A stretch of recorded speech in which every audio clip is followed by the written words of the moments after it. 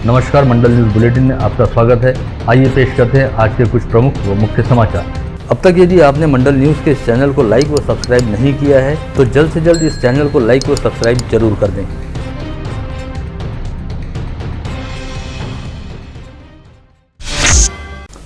गत रोज राज्य निर्वाचन आयोग द्वारा अमरावती महानगर पालिका की संशोधित प्रभाग रचना की सूची घोषित कर दी गई। हालांकि इस सूची में अब भी काफी हद तक संशोधन हो सकते हैं, क्योंकि आगामी 14 फरवरी तक इस संशोधित सूची को लेकर आपत्ति व आक्षेप दर्ज कराए जा सकते हैं। पश्चात सभी आपत्तियों व आक्षेपों को मनपा प्रशासन द्वारा 16 फरवरी तक राज्य निर्वाचन आयोग के पास भेजा जाएगा, जहाँ पर 26 फरवरी तक सभी आपत्तियों व आक्षेपों पर सुनवाई पूर्ण करते हुए आगामी 2 मार्च को अंतिम प्रभाग रचना घोषित होगी। इससे पहले विगत 30 नवम्बर को अमरावती महानगर पालिका द्वारा राज्य निर्वाचन आयोग को भेजी गई प्रारूप प्रभाग रचना के मुताबिक बुधवारा प्रभाग को 2 सदस्यीय रखा जाना था, किंतु संशोधित प्रभाग रचना के मुताबिक बडनेरा की नई बस्ती के आठौड़ी बाजार प्रभाग को अब 2 सदस्यीय प्रभाग बनाया गया है। ऐसे में बुधवारा प्रभाग 3 सदस्यीय होगा, जिसके चलते पहले की तुलना में अब बुधवारा प्रभाग का दायरा यानी व्याप्ति बढ़ाए गए है और शहर के बीचों बीच स्थित रहने वाले बुधवारा प्रभाग में किए गए फेरबदल की वजह से आजू बाजू स्थित सभी प्रभागों में थोड़ा बहुत फेरबदल करना पड़ा है, जिसकी वजह से प्रारूप प्रभाग रचना व संशोधित प्रभाग रचना में 10 से 15% का फर्क दिखाई दे रहा है। अन्यथा यदि प्रभागों के क्रमांक व नाम पर ध्यान दिया जाए तो 30 नवंबर को घोषित प्रारूप सूची और गत रोज जारी की गई संशोधित सूची लगभग एक समान है। ऐसे में कहा जा सकता है कि प्रारूप प्रभाग रचना तथा संशोधित प्रभाग रचना में 19-20 का फर्क है और लगभग पुरानी शराब को नई बोतल में भरकर पेश किया गया है, क्योंकि प्रारूप प्रभाग रचना का करीब 80 से 85% हिस्सा संशोधित प्रभाग रचना में कायम रखा गया है और संशोधन के नाम पर प्रभाग रचना में 10 से 15% का बदलाव किया गया है।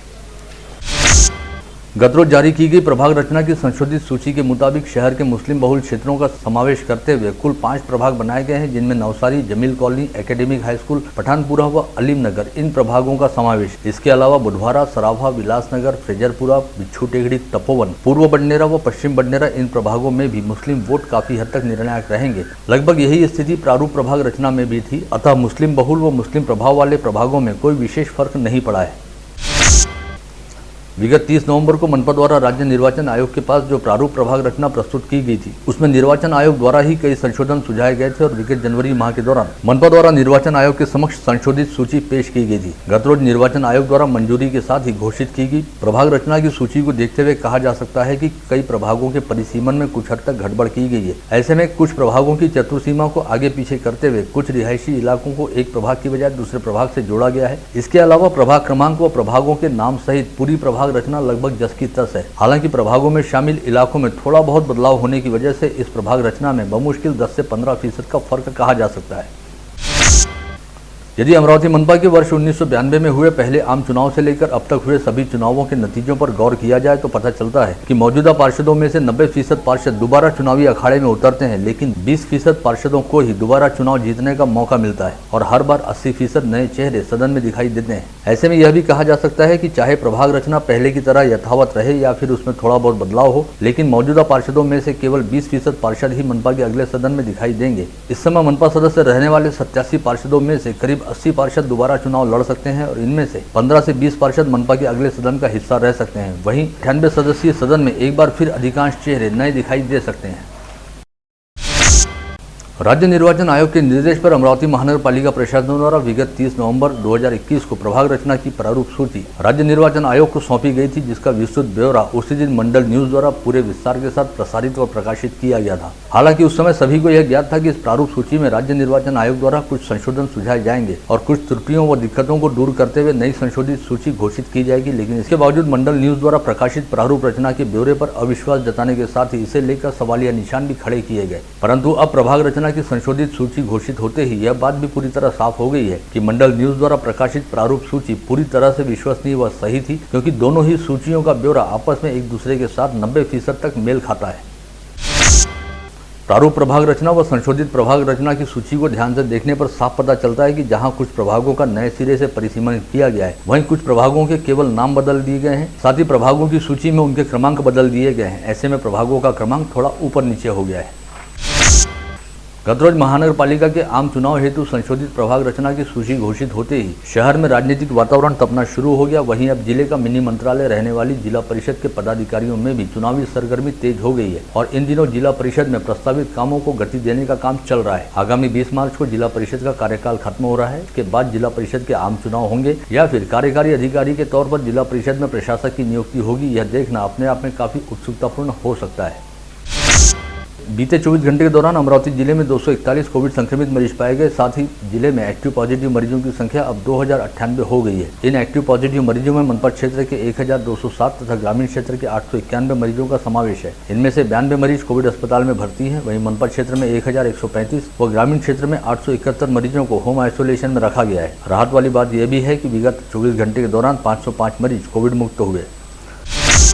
विगत 24 घंटे के दौरान जिले में 1142 संदिग्धों के थ्रोट स्वैब सैंपलों की जांच की गई, जिसमें से 21.10% की टेस्ट रिपोर्ट पॉजिटिव आई है। वहीं इस समय कोविड संक्रमित मरीजों के कोविड मुक्त होने का प्रमाण 96.45% के स्तर पर है।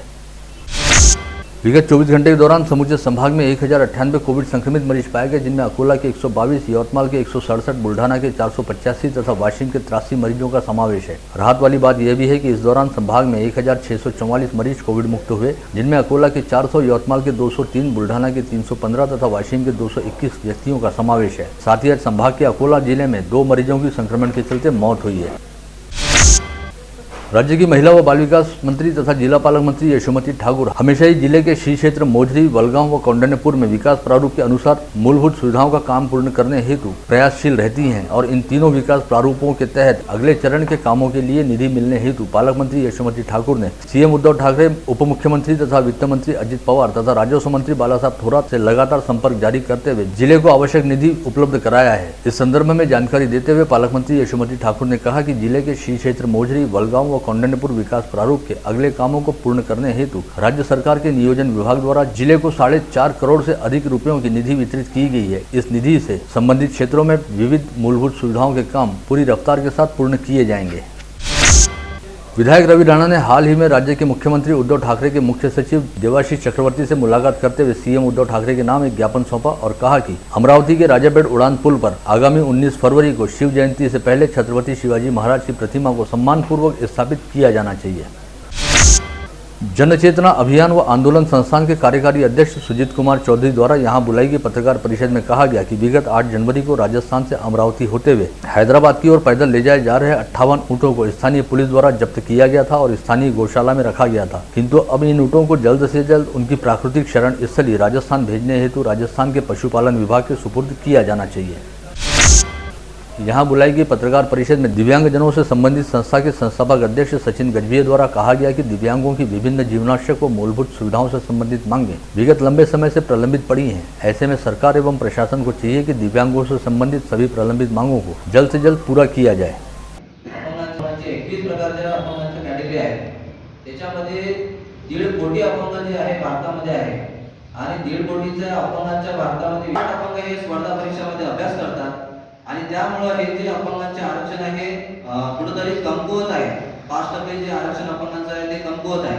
तर आमची वज्रसत्व दिव्यांग संस्थेच्या माध्यमातून खासदार मॅडमला माननीय श्री नवनीतजी वैभव राणा आणि केंद्र शासनाला, महाराष्ट्र शासनाला अशी मागणी आहे की अपंगांचं जे आरक्षण आहे 9 ते 10% आरक्षण अपंगांना नोकरीमध्ये सामील करण्यासाठी भेटलं पाहिजे आणि जास्तीत जास्त अपंगांचं आरक्षण त्यांना देऊन अपंगांचा नोकरीमध्ये त्यांना सामील करून अपंगांचा जास्तीत जास्त कोटा नोकरीसाठी काढला पाहिजे अशी आमची मागणी आहे। आणि हा विषय घेऊन आम्ही वज्रसत्व दिव्यांग संस्थेच्या माध्यमातून दिल्लीमध्ये पीएमओ ऑफिसमध्ये हा विषय घेऊन जाणार आहोत। दुसरा विषय आमचा असा आहे की भारतामध्ये प्रत्येक अलग अलग विभागामध्ये हे अप्रेंटिस करतात, पण यांना कोणत्याही प्रकारचं भारतीय गव्हर्नमेंट यांना आश्वासन दिलं नाही। 1961 नुसार ऍक्ट नुसार अप्रेंटिस करतात आणि 1992 मध्ये यांनी जर अप्रेंटिस केली तर संबंधित विभागामध्ये यांना नोकरी मिळण्यात यावी, पण भारत सरकारने आतापर्यंत यांना कोणत्याही प्रकारचं पाऊल उचललं नाही आहे आणि यांना सरकारी नोकरीमध्ये सामील केलं नाही आहे। नेशनल रेलवे मजदूर यूनियन की बडनेरा शाखा के पूर्व सचिव राजेंद्र दोड़े की पुण्यतिथि अवसर पर आगामी शनिवार 5 फरवरी को नेशनल रेलवे मजदूर यूनियन की बडनेरा शाखा द्वारा भव्य रक्तदान शिविर का आयोजन किया जा रहा है। बडनेरा स्थित ऑफिसर रेस्ट हाउस में शनिवार 5 फरवरी की सुबह 11 से अपराह्न 4 बजे तक चलने वाले इस शिविर में सभी रक्तदाताओं से उपस्थित रहने और रक्तदान करते हुए गंभीर स्थिति में रहने वाले मरीजों की जान बचाने में सहयोग देने का आह्वान आयोजकों द्वारा किया गया है। देश के उत्तरी हिस्सों में विगत कुछ दिनों से जबरदस्त बर्फबारी होने के चलते विदर्भ समेत अमरावती शहर में कड़ाके की ठंड पड़ रही थी, जिससे सभी नागरिक परेशान हो चले थे। किंतु अब सोमवार से ठंड कुछ हद तक कम होने लगी है और पारा एक बार फिर ऊपर उठने लगा है। यह स्थिति आगामी 3 दिनों तक रहेगी तथा 4 फरवरी से एक बार फिर कड़ाके की ठंड पड़ने का अनुमान व्यक्त किया गया है। यह जानकारी स्थानीय मौसम विशेषज्ञ अनिल बंड द्वारा दी गई है। महावितरण कंपनी द्वारा किसानों के बिजली कनेक्शन काटे जाने का निषेध करते हुए अंजनगांव सुरजी तहसील में युवा स्वाभिमान पार्टी के 3 कार्यकर्ता आज मातंगपुरा स्थित एक ऊंचे टावर पर चढ़ गए और वीरूगिरी आंदोलन करते हुए महावितरण तथा राज्य सरकार किसान विरोधी नीति का निषेध किया। प्रहार जनशक्ति पार्टी ने सार्वजनिक निर्माण विभाग के कार्यकारी अभियंता को ज्ञापन सौंपते हुए कहा कि इस विभाग द्वारा संबंधित कंपनी को दिए हुए ठेके के काम पूरे नहीं होने के बाद भी पूरे बिल अदा किए जा रहे हैं और काम बेहद निकृष्ट दर्जे का हुआ है। अतः इस बात को देखते हुए संबंधित अधिकारी व ठेकेदारों की जांच कर कार्रवाई की जाए। स्थानीय सरकारी विश्राम गृह में हाल ही में इलेक्ट्रॉनिक मीडिया के प्रतिनिधियों की एक बैठक का आयोजन किया गया था, जिसमें इलेक्ट्रॉनिक्स मीडिया एसोसिएशन की कार्यकारिणी का गठन किया गया। दूरदर्शन प्रतिनिधि यशपाल वर्ठे की अध्यक्षता में आयोजित बैठक में मीडिया प्रतिनिधियों की समस्याओं पर चर्चा की गई और इलेक्ट्रॉनिक मीडिया एसोसिएशन की स्थापना कर कार्यकारिणी का गठन किया गया, जिसमें अध्यक्ष पद पर यशपाल वर्ठे, सचिव पद पर चंदू सोचतिया तथा कार्याध्यक्ष पद पर संजय शेंडे की नियुक्ति की गई।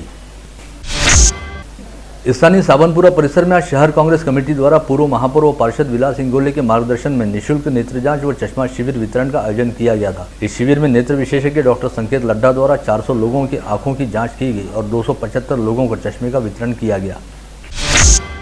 संत गाड़गे बाबा अमरावती विद्यापीठ अंतर्गत LLB व LLM की परीक्षा में गुणवत्ता प्राप्त छात्रों का सत्कार स्थानीय न्यायालय परिसर में ख्यातनाम विधिज्ञ शोएब खान तथा शब्बीर खान द्वारा किया गया। इस अवसर पर वरिष्ठ अधिवक्ताओं के हाथों LLB व LLM की परीक्षा में गुणवत्ता प्राप्त विद्यार्थियों का पुष्पगुच्छ प्रदान कर सत्कार किया गया।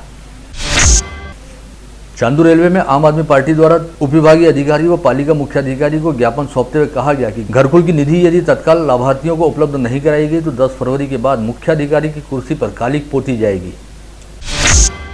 विलासनगर जोन सभापति व सामाजिक कार्यकर्ता संजय वानरे ने महा ई सेवा केंद्र व कॉमन सर्विस सेंटर नामक अपने नए प्रतिष्ठान का सोमवार को तहसीलदार कार्यालय के सामने जोग चौक पर उद्घाटन किया। इस अवसर पर प्रमुख अतिथि के रूप में राष्ट्रीय चर्मकार महासंघ के जिलाध्यक्ष नीलेश जामठे सहित विभिन्न सामाजिक कार्यकर्ता उपस्थित थे।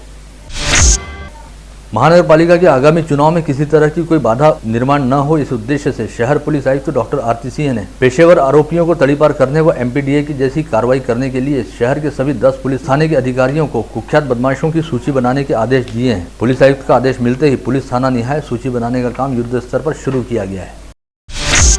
राहटगांव परिसर में बनाई जा रही उषा रेसिडेंसी नामक इमारत की ऊपरी मंजिल पर एक दुकान का फर्जी पार्ट एक्यूपेंसी सर्टिफिकेट बनाते हुए उस पर महानगर पालिका के सहायक संचालक नगर रचना के फर्जी हस्ताक्षर कर नकली मोहर लगाई गई और दुय्यम निबंधक कार्यालय में जगह का पंजीयन करते हुए सरकार के साथ जालसाजी व धोखाधड़ी की गई। इस मामले को लेकर दुय्यम निबंधक कार्यालय के श्रीकांत पावड़े की शिकायत पर उषा रेसिडेंसी का निर्माण करने वाले सृष्टि बिल्डर्स एंड डेवलपर्स के संचालकों व भागीदारों के खिलाफ भादवी की धाराओं के तहत अपराध दर्ज किया गया है। इस मामले में फिलहाल किसी भी आरोपी की गिरफ्तारी नहीं हुई है। गाड़गे नगर पुलिस मामले की जांच कर रही है।